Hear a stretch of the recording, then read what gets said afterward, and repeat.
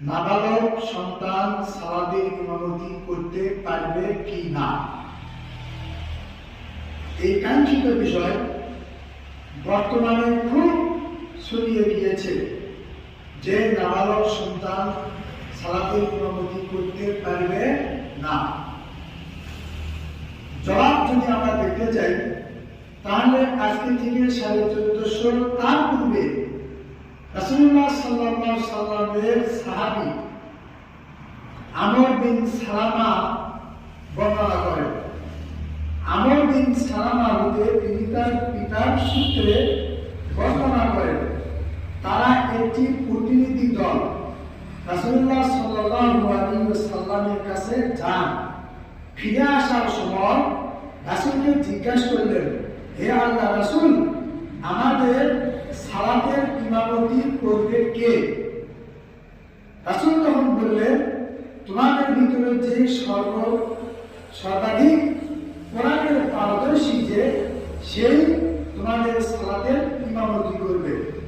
বর্ণনাকারী আমর বিন সালামা বলেন, আমি আমার কওমের সর্বাধিক কোরআনের পারদর্শী ছিলাম, সেজন্য তারা আমাকে সালাতের ইমামতির আগে দিল। আমি তাদের সালাতের ইমামতি করলাম, কিন্তু তখন আমি অপ্রাপ্ত বয়স্ক বালক ছিলাম, নাবালক সন্তান ছিলাম। আমার পরনে ছিল চাদর। আমি জারাম গোত্রের যে কোনো মজলিসে বৈঠকে অনুষ্ঠানে গেলে আমি সেখানে তাদের সালাতে ইমামতি করতাম এবং আজকে পর্যন্ত তাদের জানাজা সালাতও আমি করাতাম।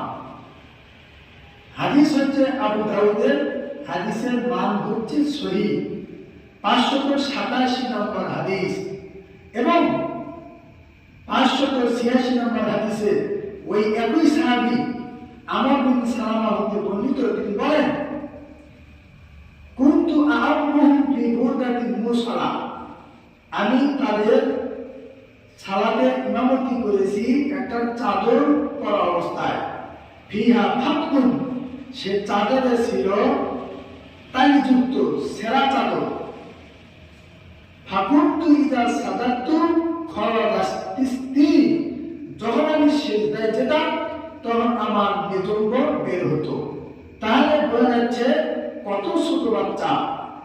ইমাম বুখারী রাহিমাহুল্লাহ এই আমর বিন সালামার এই হাদিসটা তিনি সাব্যস্ত করে নাবালক সন্তান সালাতের ইমামতি করতে পারবে সাব্যস্ত করে তিনি বলতেছেন, এই আমর বিন সালামার বয়স 7 অথবা 6 বছর। আবু দাউদের অন্য এক বর্ণনা এসেছে তার বয়স ছিল 8 বছর। নাসাইর অন্য এক বর্ণনা এসেছে তার বয়স 7 অথবা 8 বছর।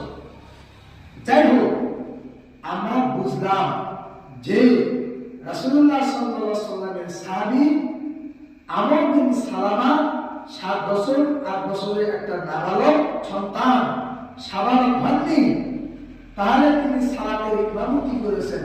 তাহলে সাবালক হওয়া শর্ত নয়।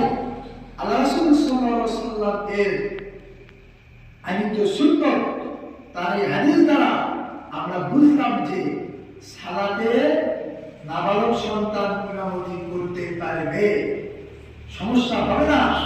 যদি সে কোরআনের পারদর্শী হয়, যদি সে সালাতের রুকুন, সালাতের ওয়াজিব, সালাতের বিধিবিধান সে জেনে কোরআনের পারদর্শী হয়, কোরআন পড়তে পারদর্শী, কোরআন যদি সে ভালো করে পড়তে পারে, তাহলে সে সালাতের ইমামতি করতে পারবে। সাবালক হওয়া শর্ত নয়।